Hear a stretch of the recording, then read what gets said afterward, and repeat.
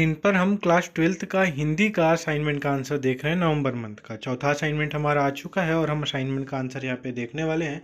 हर एक सब्जेक्ट के असाइनमेंट के आंसर आपको वीडियो के डिस्क्रिप्शन में दे दिया गया है। प्लेलिस्ट बना के आप वहाँ पे जाइए, उस पर क्लिक करिए और सारे सब्जेक्ट के असाइनमेंट के आंसर, चाहे आप हिंदी मीडियम हो या इंग्लिश मीडियम हो, उसको ईजिली आप देख के यहाँ पे और उसका आंसर लिख सकते हैं। और इम्पॉर्टेंट क्वेश्चंस के पीडीएफ हम आपको प्रोवाइड करेंगे यहाँ पे, बहुत जल्द आपके आने वाले हैं। आप उनसे तैयारी करिएगा, बहुत अच्छा स्कोर करेंगे। पहला प्रश्न यहाँ पे क्या आता है कि एक अपठित गद्यांश दिया गया है। गद्यांश आप अपने असाइनमेंट के क्वेश्चन पेपर से पढ़ लेंगे और वो गद्यांश यो तो पहली बार से शुरू होता है और जाता है पे अंत करता है। समझ में आ रही है बात? अच्छा, अब इस गद्यांश को हमको पढ़ना है और गद्यांश को जब भी आप जैसे ही पढ़ते हैं तो आपको एक बात बिल्कुल समझ में आ जाएगी कि इस गद्यांश का उपयोग शीर्षक पहली चाय होगा। तो आप पहली चाय इसका शीर्षक लिखिए।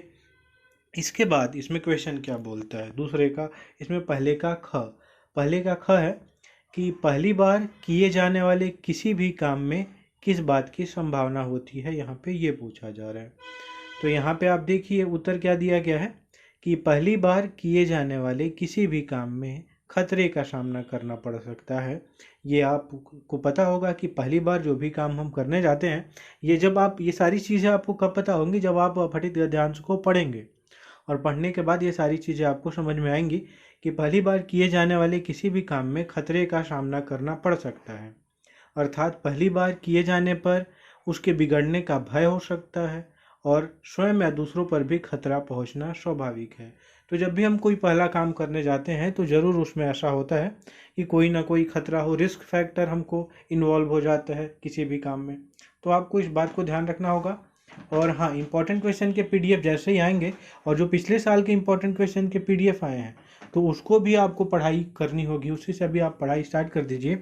क्योंकि जो भी इंपॉर्टेंट क्वेश्चंस यहाँ पे दिए जाते हैं उसका जो इम्पोर्टेंस है बहुत ज़्यादा है आपके बोर्ड एग्जाम में। क्योंकि आप देखेंगे तो पिछले 3-4 सालों से हम इम्पॉर्टेंट क्वेश्चन दे रहे हैं आपके सीनियर्स को भी, और कुछ बच्चे ऐसे हैं जो टॉप 10 रैंक किया है। तो वैसे ही पढ़ाई करके क्रैश कोर्स भी आपके लिए यहाँ पे दिया गया है। तो आप ज़रूर से इन सारी चीज़ों को ध्यान में रखिए, आप बहुत अच्छा स्कोर करेंगे।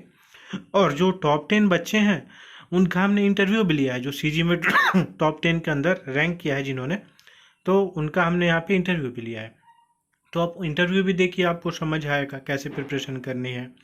इसके बाद आता है पहली बार किए जाने वाले किसी भी काम में किस बात की संभावना होती है। इसका आंसर हमने देख लिया। अब नेक्स्ट क्वेश्चन क्या आता है कि लेखिका के अनुसार कौन सी स्मृति आनंदप्रद है। तो यहाँ पे आप देखिए कि लेखिका के अनुसार किसी काम को पहली बार करने की स्मृति आनंदप्रद होती है। कोई भी काम हम सबसे पहले करते हैं तो उसकी जो स्मृति होती है, जो मेमोरीज होती हैं, वो बहुत ही ब्यूटीफुल होती हैं, आनंदमय होती हैं। यदि उस काम को करते समय दुर्घटना भी हो जाती है तो उसकी वह स्मृति भी आनंदप्रद है। दुर्घटना होने के बाद भी वो स्मृति, अगर हम पहला बार कोई काम को कर रहे हैं, तो बहुत ही आनंद देने वाली होती है। तो ऐसे आप आंसर को लिखेंगे। इसके बाद यहाँ पे क्या पूछा जाता है कि लेखिका का कौन सा अनुभव खतरनाक था। तो लेखिका का कौन सा अनुभव खतरनाक था, इसके लिए आप क्या लिखेंगे कि लेखिका ने पहली बार जब चाय बनाई तो चाय को छानते वक्त चाय का गिलास उसके हाथ से छूट गया और चाय फर्श पर बिखर गई। आप पढ़ेंगे गद्यांश को तो उसमें साफ साफ लिखा हुआ है कि लेखिका पहली बार चाय बनाने जाती है और उसके साथ क्या क्या होता है। तो इसीलिए लेखिका ने पहले अनुभव को इस गद्यांश के माध्यम से साझा किया हुआ है। तो इससे लेखिका के पैर भी जल गए, उसका यह अनुभव खतरनाक था। तो पैर जल गया, यह अनुभव खतरनाक था। अच्छा, जो भी इंपॉर्टेंट क्वेश्चन के पीडीएफ आएंगे, आप प्रीवियस ईयर के क्वेश्चन पेपर जो भी हैं, आपको सारा इन्फॉर्मेशन टेलीग्राम चैनल पे मिलेगा। तो डिस्क्रिप्शन में टेलीग्राम चैनल का लिंक दिया गया है इस वीडियो के, तो आप वहाँ से डेफिनेटली ज्वाइन कर लीजिए और इन वीडियोज़ को अपने दोस्तों के साथ ज़रूर से ज़रूर शेयर करिए, अपने स्कूल ग्रुप में शेयर करिए, ताकि उनको भी सीजीबीएसई सपोर्ट चैनल के बारे में पता चले। क्योंकि ये सीजी बोर्ड स्टूडेंट के लिए स्पेशली डिज़ाइन किया गया है और सीजी बोर्ड स्टूडेंट की हर एक प्रॉब्लम को यहाँ पे सॉल्व किया जाता है। इसके बाद देखिए आप कि लेखिका ने क्या सोचकर चाय बनाने का निर्णय लिया। तो लेखिका ने क्या सोचकर चाय बनाने का निर्णय लिया, यहाँ पे आप देखिए कि लेखिका ने सोचा कि वह अपनी माँ की अनुपस्थिति में अपने पिताजी के लिए चाय बनाकर उन्हें आश्चर्यचकित करेगी। समझ में आ रही बात? लेखिका ने क्या सोचा कि उसकी माँ तो है नहीं, तो उसने चाय बनाया और चाय बना के अपने पिताजी को आश्चर्यचकित करना चाहा और अपनी प्रशंसा सुननी चाहिए। इसलिए लेखिका ने चाय बनाने का निर्णय लिया। इसके बाद आता है नेक्स्ट प्रश्न हमारा क्या होता है कि चाय का रंग काला ही बना रहा क्यों। तो जो चाय लेखिका ने बनाई थी, अब गद्यांश को पढ़िएगा, उसमें आपको पता चलेगा कि जो चाय लेखिका ने बनाई थी वह लेखिका को यह नहीं पता था कि चाय की पत्तियाँ कितनी डाली जाए, तो उसका रंग काला हो गया क्योंकि लेखिका ने ज़्यादा चाय की पत्तियाँ डाल दी। चाय का रंग काला इसलिए बना रहा क्योंकि लेखिका ने उसमें आवश्यकता से अधिक चाय की पत्तियाँ डाल दी थी। तो ये बात बिल्कुल क्लियर है, ठीक। अच्छा, और एक बात बच्चे पूछते हैं कि सर कौन से क्वेश्चन सबसे इम्पोर्टेंट है, कौन से टॉपिक सबसे इम्पोर्टेंट है। तो इसके लिए क्रैश कोर्स पहले से इस चैनल पे आपके लिए अवेलेबल है, हिंदी मीडियम इंग्लिश मीडियम। पिछले सेशन का जो क्रैश कोर्स है आप उसी को करके और बहुत अच्छा स्कोर कर सकते हैं। तो क्रैश कोर्स आपके लिए यहाँ पे अवेलेबल है। क्रैश कोर्स के वीडियोज देखिए, प्लेलिस्ट देखिए, चैनल का चेक करिए, और उसमें आपको बताया गया है कि कैसे कैसे कौन कौन से टॉपिक्स इम्पॉर्टेंट हैं, है ना। तो आप डेफिनेटली देखिए, किसी भी चीज़ की ज़रूरत हो कमेंट करके बताइए। इसके बाद आता है लेखिका की उम्मीदों पर किस प्रकार पानी फिर गया, समझाइए। तो लेखिका की कुछ उम्मीद थी और इस पे क्या पानी फिर गया। लेखिका ने क्या सोचा था, देखिए यहाँ पे कि लेखिका ने सोचा था कि वह चाय बनाकर अपने पिताजी को आश्चर्यचकित करेगी और प्रशंसा लूटेगी, है ना। ये तो पहले क्वेश्चन में हमने देखा था यहाँ पे, तो कि प्रशंसा लूटने के लिए, आश्चर्यचकित करने के लिए लेखिका ने चाय बनाया था।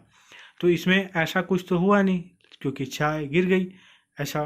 तो उससे गलती से सारी चाय, यहाँ पे सारी लिखिएगा, सारी चाय फर्श पर गिर जाती है और उसकी सारी उम्मीदों पर पानी फिर जाता है। यहाँ पे आपको समझ में आ रहा है। तो ऐसे आपको आंसर्स को लिखने होंगे, बहुत अच्छे से लिखा गया, हर एक सब्जेक्ट असाइनमेंट के आंसर आपको यहाँ पे दिए जाएंगे। इसके बाद आता है प्रश्न 2, निम्नलिखित काव्यांश को पढ़कर पूछे गए प्रश्नों के उत्तर दीजिए। तो पूरा काव्यांश आपको हमने यहाँ पे नहीं लिखा हुआ है, पहली जो लाइन है जिससे शुरू होता है काव्यांश उसको लिख दिया है, और जो लास्ट में आता है कोई रोता, इसको लिख दिया है, बीच में काव्यांश है। आप इसको क्वेश्चन पेपर असाइनमेंट के क्वेश्चन पेपर से पढ़िएगा, ठीक। इसके बाद इसमें क्या आता है कि कवि यह क्यों कहता है कि अच्छा होता दुख ना कभी होता। कवि कहता है कि कभी भी दुख ना हो, ऐसा क्यों अच्छा है। तो यहाँ पे कवि कहते हैं कि अच्छा होता दुख न कभी होता, क्योंकि वह सबको प्रफुल्लित देखना चाहते हैं। कवि जो है चाहते हैं कि सभी खुश रहें, और खुश रहने का एक ही उपाय है कि किसी को दुख ना हो। वह किसी को रोता हुआ नहीं देखना चाहते, कवि किसी को भी रोता हुआ नहीं देखना चाहते हैं। वह सबके अंदर उमंग और उत्साह की भावना देखना चाहते हैं। कवि चाहते हैं कि सभी उमंग से रहे और उत्साह की भावना से आपस में रहें, और ऐसा तभी होगा जब दुख नहीं होगा। इसके बाद ख नंबर आता है, हर जगह सुख होने पर घर घर में क्या होता। अगर हर जगह सुख होता तो घर घर में क्या होता। कवि ने यहाँ पर स्पष्ट किया हुआ है कि अगर हर जगह सुख होने पर घर घर में आनंद ही आनंद होता है और सभी के हृदय में प्रसन्नता होती है। आप चाहे तो इस इन आंसर्स को बड़ा करके लिख सकते हैं और छोटे में भी लिख सकते हैं। तो कवि क्या कहते हैं कि अगर हर जगह घर घर में सिर्फ सुखी हो तो हर जगह आनंद ही आनंद होता है, क्योंकि सुखी से तो आनंद होता है, सभी के हृदय में प्रसन्नता होती है और सभी के घर में आनंद बधावे बजते होते। ऐसा कवि की कल्पना है ना। इसके बाद प्रश्न हमारा क्या आता है, ग। प्रश्न ग है, यहाँ पे आपको देखना है ग प्रश्न क्या है कि सुख से जनता पर क्या असर होता। तो जो भी सुख होता है हमारे आसपास उससे जनता को कैसा लगता। तो कवि के अनुसार जनता में सुख होने पर निम्नलिखित असर होते। क्या असर होते कि किसी भी समय कोई मुख कुम्हलाकर नहीं घूमता और सबके मन के अंदर खुशी की लहर दौड़ती। और क्या होता, तथा किसी के हृदय में दुख की भावना नहीं होती और किसी भी व्यक्ति को रोग नहीं होता। तो सुख के असर से ये सारी चीज़ें, सुख का असर जनता पे पड़ती कि कोई भी कुम्हला कर नहीं घूमता और सबके अंदर खुशी ही होती, दुख की भावना तो बिल्कुल नहीं होती और किसी भी व्यक्ति को रोग नहीं होता, क्योंकि दुख सबसे बड़ा कारण बताया जाता है किसी भी रोग का। इसके बाद क्या होता है, इस काव्यांश का भाव लिखिए। काव्यांश का भाव लिखना है, आप भी यहाँ पे बहुत अच्छे से काव्यांश का भाव जरूर लिखेंगे। इसमें क्या दिया गया है, इस कविता के माध्यम से कवि यह कहना चाहते हैं कि यदि इस संसार में किसी भी प्रकार का कोई दुख नहीं होता, रोग नहीं होता, नकारात्मकता नहीं होती और प्रेम भावना होती, तो यह संसार सुखी होता। संसार सुखी होने के लिए इन सारी चीज़ों की ज़रूरत पड़ती है कि कोई दुखी ना हो, किसी को रोग ना हो, नकारात्मकता ना हो, प्रेम भावना ही हो सिर्फ, तभी जाके संसार सुखी होगा। सभी मनुष्य भाईचारे के साथ अपना जीवन बिताते। जितने भी मनुष्य हैं सब भाईचारे के साथ रहते और अपना जीवन बहुत अच्छे तरीके से बिताते। इसके बाद हम देखते हैं क्या हमारा आंसर होने वाला है, कौन सा क्वेश्चन है। तो प्रश्न 3 है, जाति प्रथा भारतीय समाज में बेरोजगारी और भुखमरी का भी एक कारण कैसे बनती रही है, क्या यह स्थिति आज भी है, लिखिए। तो यहाँ पे आप देखिए कि जाति प्रथा भारतीय समाज में बेरोजगारी और भुखमरी का भी एक कारण बनती रही है, क्योंकि यहाँ जाति प्रथा पेशे का दोषपूर्ण पूर्ण निर्धारण ही नहीं करती बल्कि मनुष्य को जीवन भर के लिए एक पेशे में बांध भी देती है। उससे पेशा बदलने की अनुमति नहीं होती। जातिगत समस्या सबसे बड़ी भारत में ये है कि यहाँ पे जाति इस बेस पे डिसाइड की गई है कि कौन क्या करेगा और उससे आगे वो नहीं कर पाता। तो इसलिए जातिगत जो व्यवस्था है भारत में वो बेरोजगारी और भूखमरी का एक कारण बन ही जाती है। भले ही पेशा अनुपयुक्त या अपर्याप्त होने के कारण वह भूखों मर जाए। ऐसा यहाँ पे है कि एक जाति के लिए एक पेशा निर्धारित कर दिया गया।